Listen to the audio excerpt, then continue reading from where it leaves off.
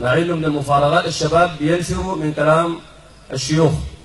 والدليل هذه الساحه، يعني في الايام الماضيه كانت مليانه بالشبان والشابات، لكن عندهم نفره من الشيوخ ومن كلام الشيوخ، مع انه الفنان ذاته قال لهم تجوا للشيوخ، لكن وقت الحاره وقت المرض فنان في المسرح بيقول لهم جيبوا لي الشيخ يقرا لي ياسين، حالتي من البيت حاله زي الطين، فنقول لهم تعالوا للشيوخ قبل المرض، تعالوا احسن تجوا نصيحين ما تجوا مرضانين.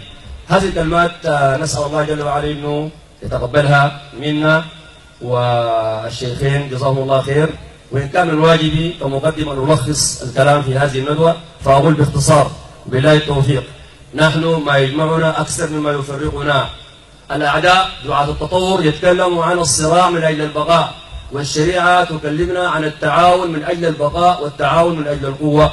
مقومات القوه في هذه الامه التي تجمع منها الرب الواحد، الرسول الواحد، القبلة الواحدة، الكتاب الواحد، المنهج الواحد.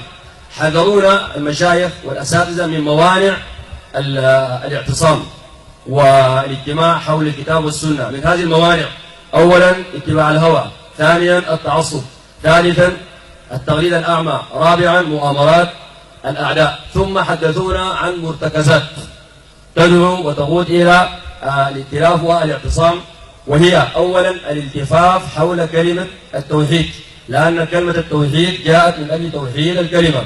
ثانيا توحيد مصادر التلغي. ثالثا الحذر من البدع والمحدثات والخرافات. رابعا التأدب بأدب الاختلاف. جزاهما الله خيرا على هذه السياحة والتحليل والتوضيح، وجزا الله كل من حضر وساهم وشارك. نسأل الله يجعل ذلك ميزان الحسنات.